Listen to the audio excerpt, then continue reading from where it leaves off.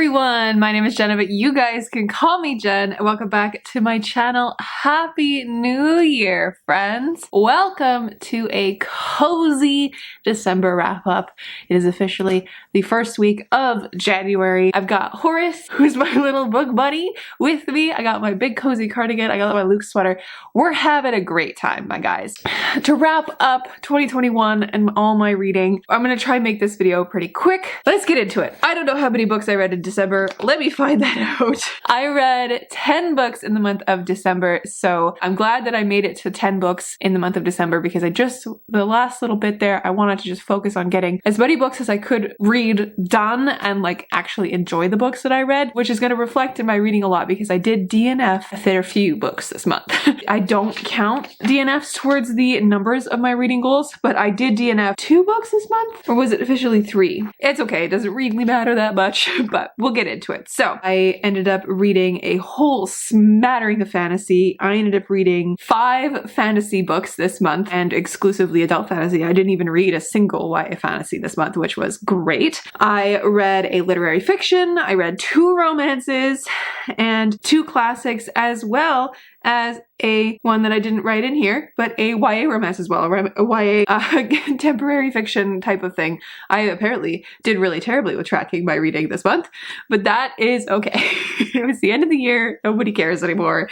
It was a okay rating-wise bundle. It was actually a pretty good rating-wise bundle because we had everything higher from a 3-star and up. But then again, I did say we did have 3 DNFs this month, so there is that. All right, let's just get into it. So the first book that I read in the month of December was The Haunting of Hill House by Shirley Jackson. This one has been on my radar for so long. I know my friends really, really love Shirley Jackson's works. This one especially, as well as We Have Always Lived in the Castle, which I also have on my list still. This one I listened to on audiobook and I ended up giving it 4 stars. I really enjoyed this. It was definitively spooky, like unsettling, didn't know what was going on, and I was just entranced by it. And I believe I read it in one sitting because it was a nice short little audiobook, but oh, it was very, very good. I will say though, a lot of weird shit going on. And it's not necessarily my flavor of weird that I really particularly like, but it was really quite good. 4 stars, definitely for that one. And I'm intrigued to keep going with Shirley Jackson's works. The next one that I read was a 5-star and it made it to my favorite books of 2021 list. Oh, that is The Other Bennett Sister by Janice Hadlow. This was so good.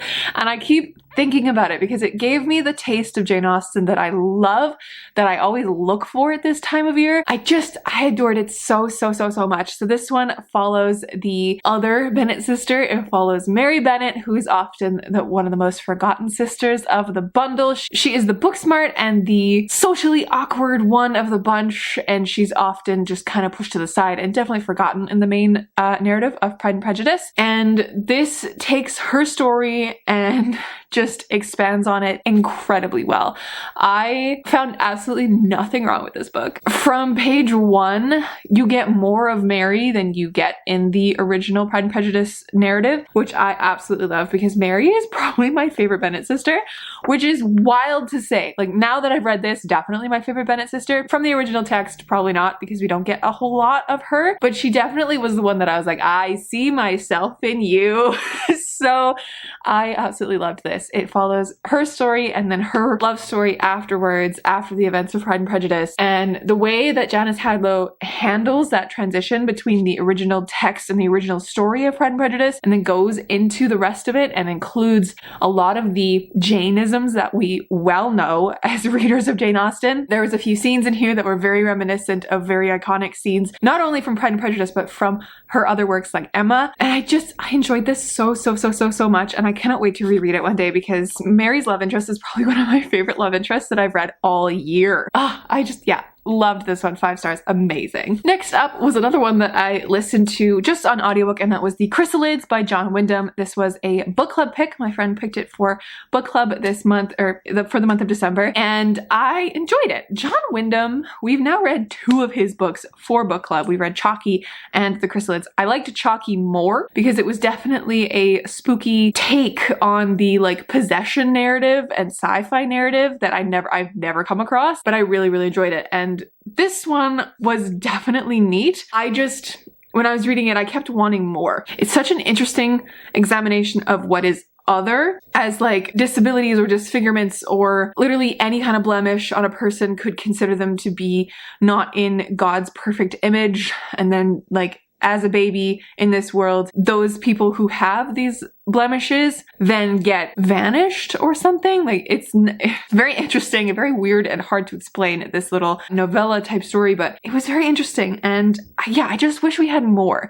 What I wanted most of from this book was the bit about the kids who were all others. They all have like, they have supernatural abilities. It's not telekinesis. It's one where they can speak and hear in other minds. It's something. I don't know, but it is all of them being able to hide their abilities and then like learning together and then the repercussions of that when they're older. I wish we could have gotten just a narrative about them learning these abilities and like really becoming best friends and whatever, because we miss all that. We like get it at the main beginning of it when the main character, I don't remember his name, he's kind of forgettable, when the main character is getting his powers and then kind of exploring it, but we just kind of brush over those years where he is exploring and learning with his friends and like finding them, and they don't explain ever how they find each other. And then it's like the after effect when he has a little sister who has these same powers but amplified, and then it's them like in a frontier-esque world and that kind of stuff. I wish we could have gotten a narrative just about that part that we skate over, and I wanted more from it, but I only gave this one 3 stars. The next one that I read was one of the only 2 Christmassy romances that I got to this year, which is rare. Usually I fill my Decembers with Christmas romances, but that is Mistletoe and Mr Wright by Sarah Morgan Thaler. This was so much fun. It was exactly what I wanted when I read it. I just wanted to lose myself in a Hallmark movie-esque narrative, and that's what I got with this one. I gave this one 3.5 stars because it was like not fantastic in any means, but like the audiobook was super fun. It was just like easy read, easy romance. I loved the dynamic between the 2 people. This is the second in Sarah Morgan Thaler's like Moose Springs. It's her like Moose Springs series that she's doing of romances. It's the second one. So there was already a relationship between these 2 people, not romantic, but they knew each other from the first book and there was already a little bit of pining there. So that was established before this narrative, and then we come in. So it feels not quite complete. So I wish that I had, read the first one too. But either way, super fun. Definitely the traditional Hallmark vibe of like this girl comes into this town and she's like this super big shot whose family is super rich, and she buys up all this land, and the townspeople absolutely hate her and her designs to make this place a more touristy spot. And so she's trying to like gain their affections while still having like friends there. Like her best friend lives there now because that's Moose Springs, the first book, the tourist attraction. That's when she meets the love of her life in that book, and that's why she lives there. But it's this whole thing. I enjoyed it. It follows Lana Montgomery, as I said, big shot. She's bought up a lot of land, and it follows Rick Harding, who is just this guy who's looking after his ex-wife's sister's boy, who's like a teenager and whatever, who lost his whole family in a car accident a long time ago, but he's his like primary caregiver now. Definitely was cute and fun and what I wanted from a Christmas romance. Next, I read the sequel to a series that I have just fallen head over heels in love with, and that is Jade War by Fonda Lee. So this is the second book in the Greenbone saga, and I have yet to get my hands on the third one because I want the paperback version of it because they released it in hardback. I loved this book. Not as much as I loved Jade City. I definitely like Jade City more because it was just, there was a few things that Fonda Lee did in that book that just blew me away. But this one definitely was strong, and I liked the second half better than the first half. The first half felt like it was kind of laying a lot of groundwork. The second half we actually got into more action. And there were a few moments that I was like, Fonda, you did it again. You surprised me, which is so hard to do with books now because I recognize plot patterns and plot structures and so I expect when things are going to take a turn. But Fonda goes places that I just don't expect, which is wild to me. So I really like this. I gave this one 4 stars. The last like 25% of this book was absolutely insane, and I was just gripped the whole time. Oh, it was so good. So good. And I cannot wait to finish out this trilogy and love it as much as everyone else on the internet. All right. So next up, I decided to DNF a book that I started back in November, and that is Amari and the Night Brothers, which is a middle grade by B.B. Alston. again, and I am so sad that I'm DNFing this because I had such high expectations for this book, and I just wanted to enjoy it so much because everybody and their moms were enjoying it on the internet, and I got it like 35% of the way in, and I was just bored. Maybe I just need the physical copy, so it's a tentative DNF for sure because I do want to try again. Maybe it was just not the right time for this book for me. Maybe I just wasn't in a middle grade mood, but yeah, sad DNF for me. Then I ended up picking up my lovely friend Sarah Sutton's Christmas romance. This is Christmas as We Know It, and I don't know what it is with Sarah's books. You guys know I don't really love YA contemporaries. I don't really love YA books anymore. I don't necessarily know if I'm growing out of it or if I'm just tired of reading narratives about teenagers because I just get so fed up with them. But whatever it is, Sarah's books are filled with just, it's like I'm reading crack. I have to finish them in one sitting. I am so invested in these characters. I love them so much and they make me feel things. This is one of the only books that I read this month that like physically moved my heart. Like, you know that feeling that you get where you're like, oh, and like your heart kind of hurts a little bit for these kids and you're just like, oh my God, that's what this did to me. I loved this book. I gave it 4.5 stars. It's not my favorite that she's done, but it's definitely exactly what I wanted to read. I read it on Christmas Eve in one sitting when I was up in my cabin. It was just perfect. It follows our main character, Mimi. At the very beginning, she's crushed because she finds out that her family is going to Florida to visit her grandma who just broke her leg, so she can't come out to them. For Christmas, they're leaving on Christmas Day, and it ruins her plans because this is her last Christmas with her friends. It's grade 12. People are going to be going off to college next year, and she absolutely loves Christmas. Christmas is her thing, and she wants to make it absolutely amazing and super memorable. So at the beginning of this, she kind of gets that, and she is crushing on this guy who's like super popular, Bentley, who's like super sweet and whatever, and his mom runs this like Christmas fair in their area. And so Mimi just like gets her friends all hyped for this Christmas fair, and they volunteer to help build it and whatever. And it's like the lead up to Christmas because Mimi wants to pack as much Christmas and friend time in as she can at the beginning of this. And it is so lovely. It is almost a love triangle for a bit because we have Bentley and Mimi, and we have Jason, who is Mimi's best friend. And oh God, I loved it. There were moments in here where I was physically screaming at my book because I was just like, if you don't choose this one, I will throw this book across the room because he is so perfect for you. Like, it was one of those moments. Oh, it was so good. Loved this. Next up, I finally got to this book, and that is The Shadow of the Gods by John Gwynne. Oh, I finally got to this book, and guys, the second I finished this book, I went onto the internet and I ordered the full box set of one of his other series. The one that starts with Malice, The Faithful and the Forgotten, I think that's what it's called. Don't quote me on that, but I ordered his whole box set. I never do that, my guys. I only ever, like, if I like the author's writing, I go and buy the first book of whatever else they have out just to test it. I bought the full box set of it because I am so in. I am so in with John Gwynne. I want to read all of his books ever. I am so ready for Malice. I just... Shadow of the Gods was incredible. I ended up giving this 4.5 stars. Orca, one of the perspectives in here, is my new favorite fantasy character like ever. She is so badass. There's an image in here. It's like the last image of her in the book, and I can't get it out of my head. It is so intense. And like there's a description in the end there that I'm just like, John, you're killing me because this woman is my new favorite person ever. Like, she's so brutal and I love her. Anyways, Shadow of the Gods is a Norse-inspired fantasy book that is just epic. I don't even know how to explain it because it follows like 4 different people.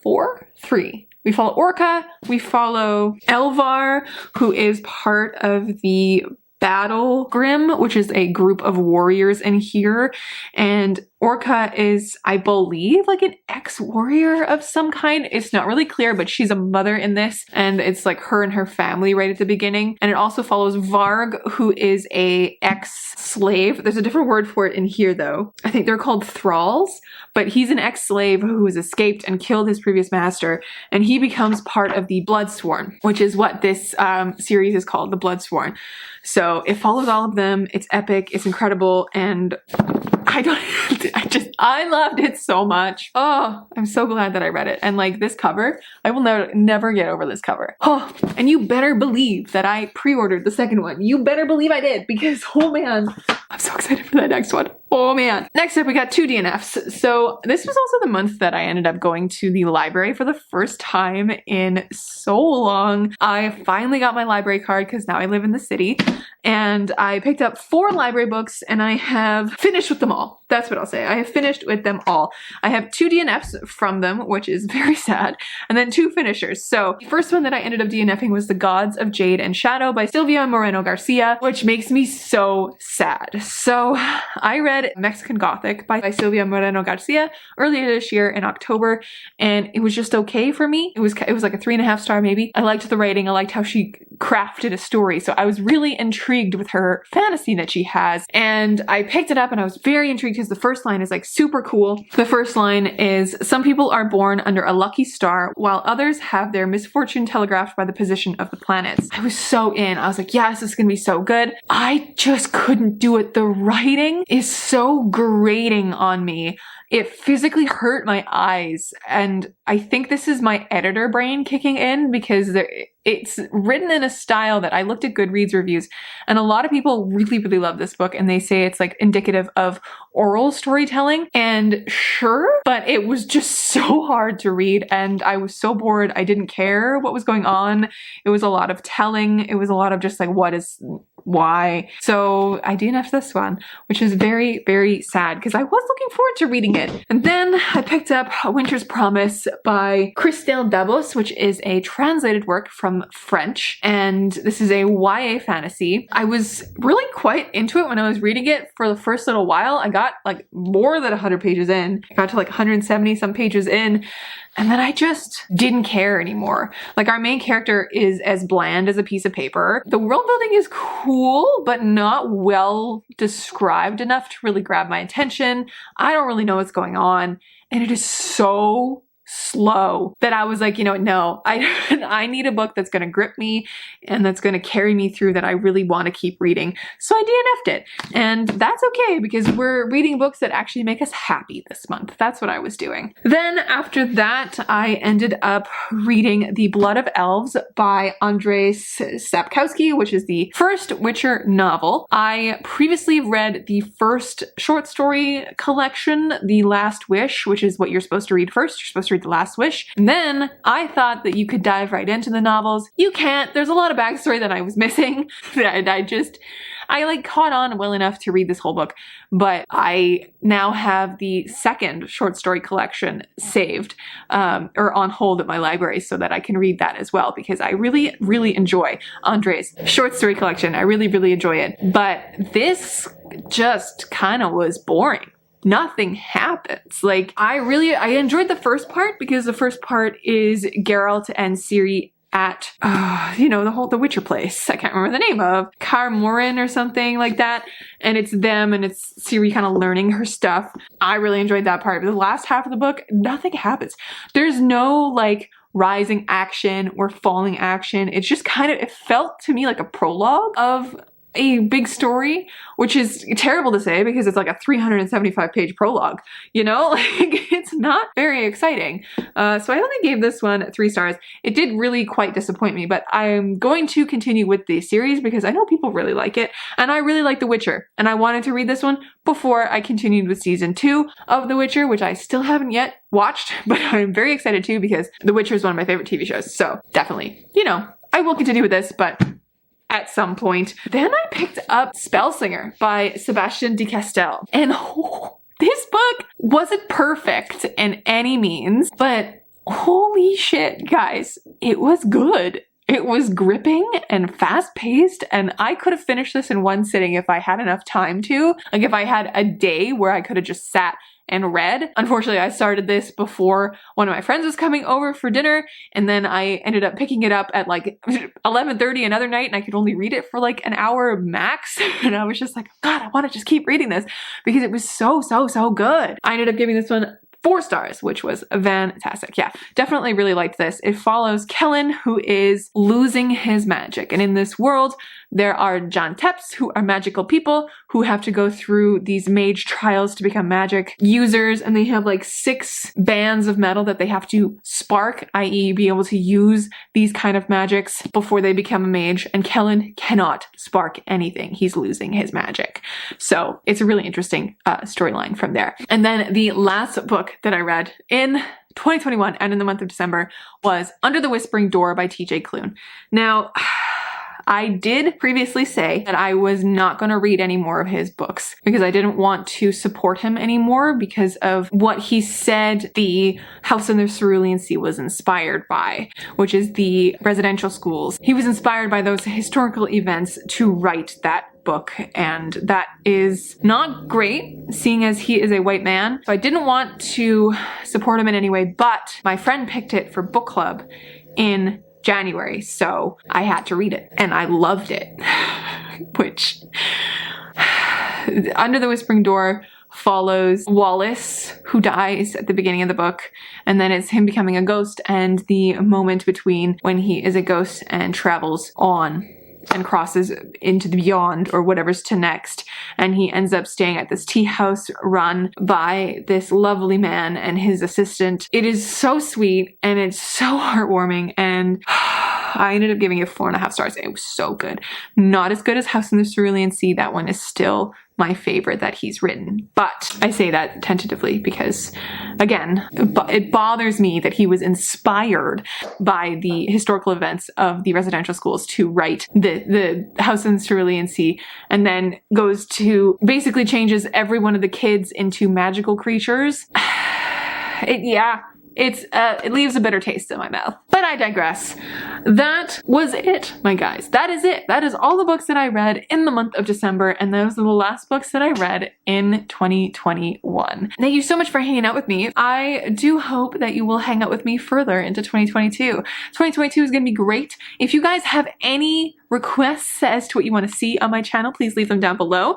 I am planning on starting to do specific book reviews again because I do love specific book reviews. I want to try kind of in the style of Daniel Green and Murphy Napier, where they do like a 2-book per video type of review style. I think I want to try and see how that works for me. Anything that you want to see from me, anything more you want to see from me, like wrap-ups and reading vlogs, specific reading vlogs or themed reading vlogs, you guys let me know because I am always open to hearing your suggestions. Let's hear it for a good year. Let's hope 2022 is a great reading year for us and a good year all around for us. I will catch you guys in another video very, very soon. Stay kind and keep on reading.